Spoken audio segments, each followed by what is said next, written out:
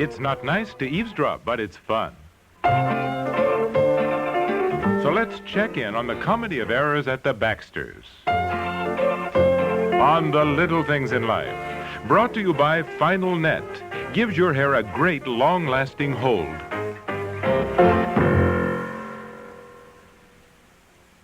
This is what aerosol hairspray sounds like. This is what Final Net sounds like.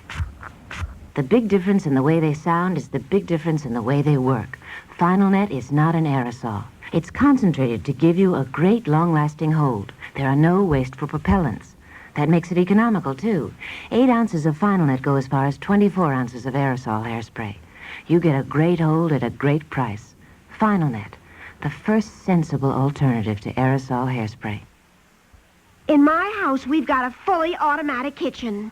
Me. And the worst job I've got to do is scrape and scrub that dirty oven. Well, there's a different way to clean your oven that's less work. The overnight way, with Mr. Muscle. Promises, promises. It's true. With Mr. Muscle, you just spray it on at night, and while you sleep, its self-scouring foam lifts up the grease and grime. That's a good idea. So next morning, you just wipe clean. You know, I've got a feeling that Mr. Muscle's going to be a good man to wake up to.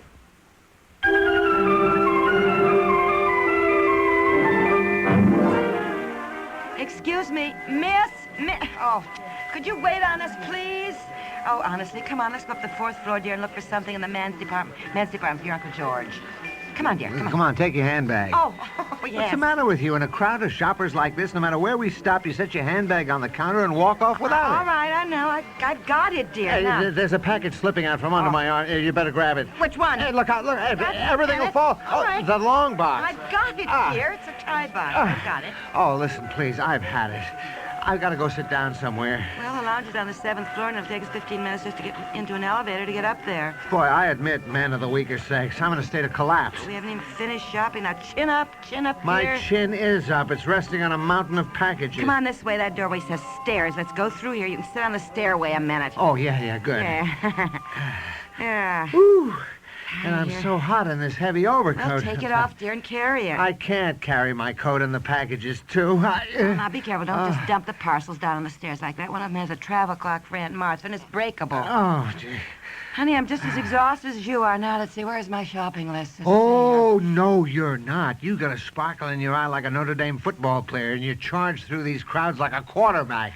You don't seem to get tired playing 18 holes of golf. What? How come just a little shopping drags you out completely? Now, let's see. The clock for Aunt Martha, the Lazy Susan canopy tray for Dorothy, driving gloves for Uncle Charles, and a pipe lighter and a sweater for your father. Your mother would like a small evening bag, which will be right here on the main floor, so let's go back in. Now, come on, dear. Come on. I just sat down. Well, get up. The store closes at 9, and that gives us just an hour to finish all our shopping. Now, I'm not coming back into town tomorrow or the next day. Come on, sweetheart, come on. Now, look. Why don't I take all the packages and go on out to the parking lot and put them in the car? Come on, dear. Now, honey, wait for me. Come on, I'm holding the door. Evening bags are right over here next to the main entrance. Come on, dear. Excuse me. Excuse me. Yeah, excuse me. Ooh, I'm sorry. Come on, dear. Sorry. Keep going. Stout heart. Stout heart? I need some stout feet. Excuse me. Dear, here are the evening bags. We'll never get waited on. Miss? Oh, Bob, you're right. You go on out to the parking lot. Put the packages in the car. I'll pick up an evening bag for your mother. Pipe lighter for Uncle Charles, and then I'll be right out. And I'll meet you at the car. Oh, here. You might as well take my packages, too. Just let me tuck them in your neck. Oh, Miss, could you possibly wait on... Okay, I'll see you out in the car. Excuse me, I'm sorry. All right, you want to just step over here? Look out now, will you? I'll drop all my Hey, what is this? Let go of my arm. I'll ask you to come with me, and I'm sure you prefer to come quietly rather than cause a disturbance in front of the store. Well, but what in the Sam Hill are you talking about? Who are you? Store detective. Detective? Well, what do you want with me? Now, I'm going to ask you just once more if you want to come quietly. Otherwise, I'm going to blow this whistle, and there'll be 2 other security officers out here to carry you back in the store. Now, what's it going to be, pal? Well, now, look here, pal. I don't know what you're talking about, but I'll tell you one thing. Nobody is going to carry me back into the store. Now, you just tell me what is going on, because... Hey, wait a minute. Wait a minute. Hey, let go. Will you put me down? Will you just put me down?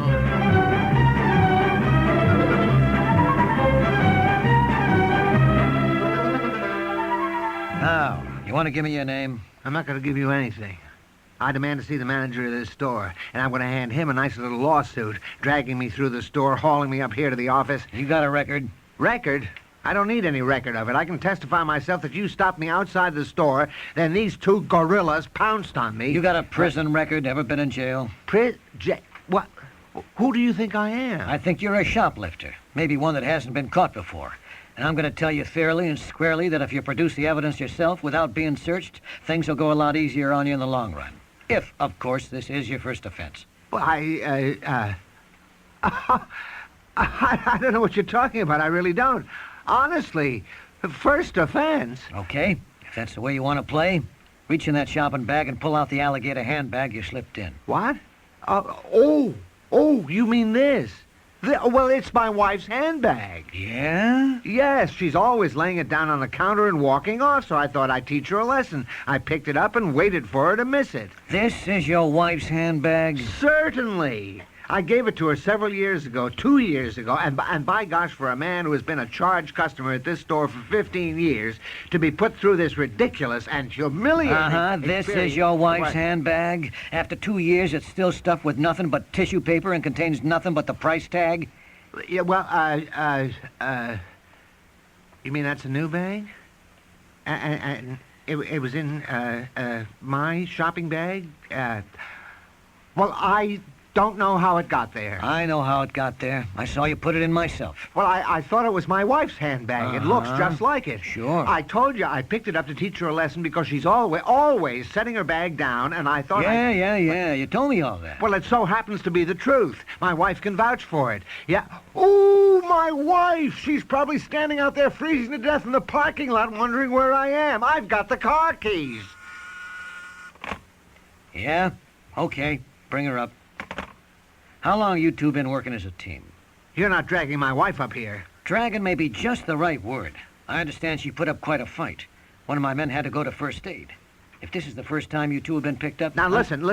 I want to tell you something. You're making one big mistake. And I'll also tell you something else. When my wife gets up here, we may all need some first aid. Now, you go get the manager.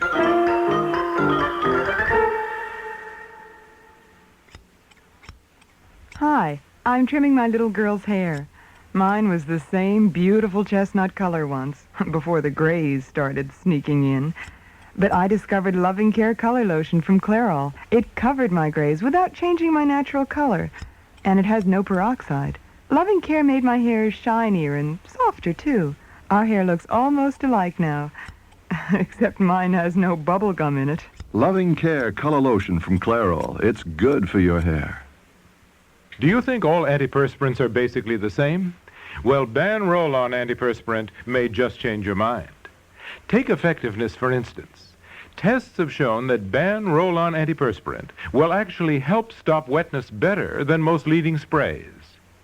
Make your own test soon. Pick up a bottle of Ban Roll-On, and you may discover what we've shown in tests. Ban Roll-On antiperspirant, proof that not all antiperspirants are created equal.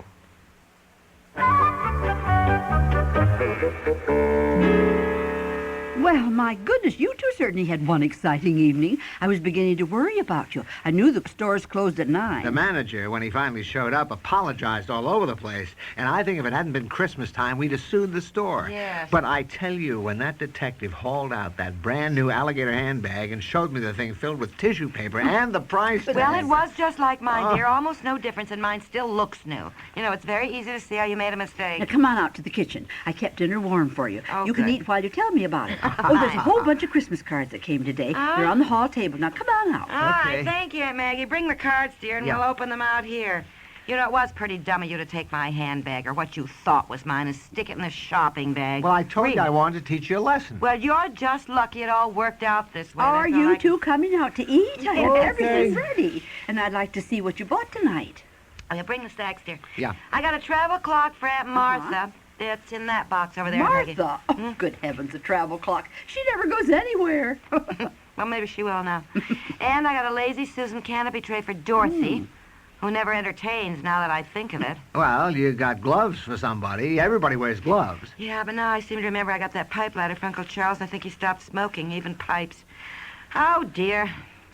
Well, they can always exchange things, I I've got guess. some nice hot blueberry muffins. Oh, boy, Aunt Maggie, I'll never lose weight. Well, I've given up. I feel so grimy. I'm going to wash my hands. Oh, there were terrible mobs in the store. It was so crowded, and Oh! What's the matter? What? What? I've still got the ring on. What ring? I was trying on rings. Debbie said she wanted a ring for Christmas, an aquamarine, nothing terribly expensive. No, I still got it on. I kept it on while I tried to get a sales girl. You mean we were really shoplifters tonight after all? Goodness. You should have tried on a diamond ring. Well, I do. Don't Well, I worry do. about it. If you keep it for Debbie, just pay for it when you send a check for the next department store bill. Well, they won't have any record of the sale. And after what we've been through tonight, I do not intend to tell them how careless I am. All right. Don't worry. We'll just pay for it. I think I know what happened. I was trying to find a salesgirl. I couldn't get anybody to wait on me. And then you asked if I had anything for Aunt Clara, and I said no. Honey, And then I please got stop worrying sidetracked. about how it happened. It happened. No big deal. Well- Now, come on. Let's eat. I'm so tired. At least Yeah. we're through shopping for Christmas. Yeah, my feet are killing me. And as usual, we spent twice Now as sit much as we planned. you know? Down and eat. And start at the beginning and tell me what happened tonight. What you said and what he said Well- and what she said. And Well, I had just Yeah. left Peg I and just walked out of the left. store when this guy grabs my arm and says, I'm sure you prefer to go quietly.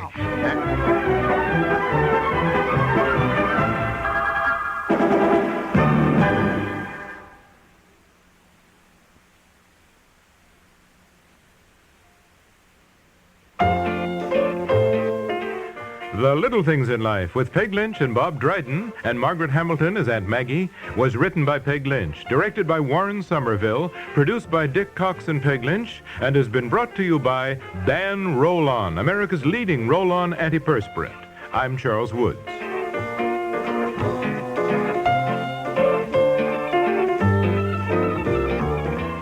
This program comes to you from the Radio Playhouse.